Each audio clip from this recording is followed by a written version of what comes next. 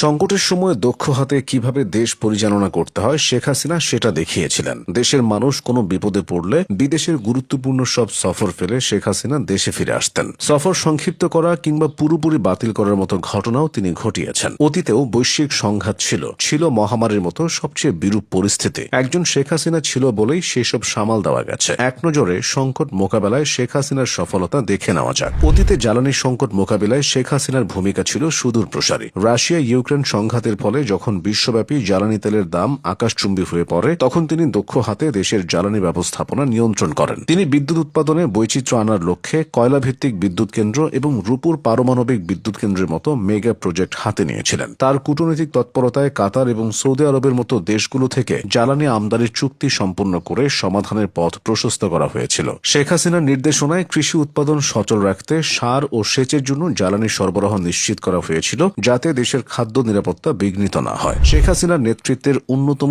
বড় পরীক্ষা ছিল প্রাণঘাতী করোনা ভাইরাস বা কোভিড-19 মহামারী। বিশ্বের উন্নত দেশগুলো এই মহামারীর ধাক্কায় লণ্ডভণ্ড হয়ে গিয়েছিল। বাংলাদেশেও লেগেছিল সেই ধাক্কা। তবে শেখ হাসিনা তখন অত্যন্ত বিচক্ষণতার সাথে জীবন ও জীবিকার মধ্যে ভারসাম্য বজায় রেখেছিলেন। একদিকে যেমন তিনি মানুষের স্বাস্থ্য সুরক্ষায় দ্রুত হাসপাতালগুলোর সক্ষমতা বাড়িয়েছিলেন এবং গণটিকা কার্যক্রম শুরু করেছিলেন, অন্যদিকে অর্থনীতিকে সচল রাখতে প্রণোদনা ঘোষণা করেছিলেন। শুধু লকডাউন দিয়ে মহামারীর নিয়ন্ত্রণ সম্ভব নয় যদি মানুষের ঘরে খাবার না থাকে। তাই তিনি প্রান্তিক জনগোষ্ঠীর জন্য সরাসরি খাদ্য ও নগদ অর্থ সহায়তার ব্যবস্থা করেছিলেন। তার এসব পদক্ষেপের কারণে বাংলাদেশের অর্থনীতি অনেক দ্রুত পুনরুদ্ধার লাভ করে, যা আন্তর্জাতিক মুদ্রা তহবিল এবং বিশ্ব ব্যাংকের মতো সংস্থাও প্রশংসা করেছিল। এদিকে দেশের অভ্যন্তরীণ সমস্যা এবং ঋণের বোঝা সামলানোর ক্ষেত্রেও শেখ হাসিনার অর্থনৈতিক কৌশল ছিল ভারসাম্যপূর্ণ। বড় বড় উন্নয়ন প্রকল্প বাস্তবায়নের জন্য বিদেশি ঋণের উপর নির্ভরতা থাকলেও তিনি তা সামাল দিতে পেরেছিলেন। এছাড়া নিজস্ব অর্থের সঠিক ব্যবহার তো ছিলই। বিশেষ করে পদ্মা সেতুর মতো মেগা প্রজেক্ট যখন বিদেশি অর্থায়ন ছাড়া দেশের নিজস্ব অর্থে সম্পন্ন করার সিদ্ধান্ত নিয়েছিলেন, তখন এটি বিশ্ব দরবারে বাংলাদেশের আত্মমর্যাদার প্রতীক হয়ে ওঠে। বিদেশি ঋণের ফাঁদ থেকে বাঁচতে হলে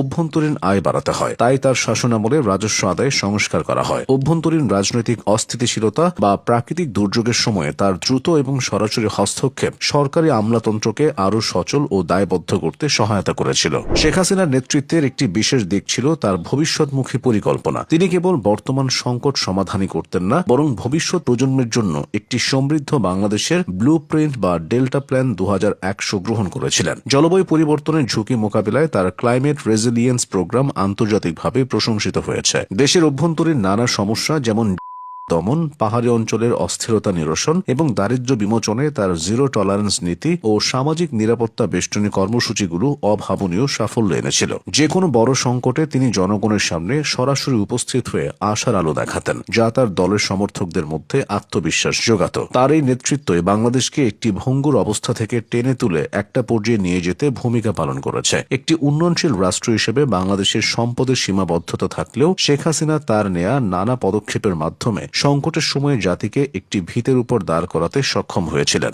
বিশেষ করে বৈশ্বিক মন্দা, মহামারী এবং ভূ রাজনৈতিক অস্থিতিশীলতার সময়ে তার নেতৃত্ব ছিল ভারসাম্যপূর্ণ। সব মিলিয়ে বৈশ্বিক সংকটের সময় শেখ হাসিনা নিজেকে একজন ক্রাইসিস ম্যান হিসেবে প্রমাণ করেছিলেন।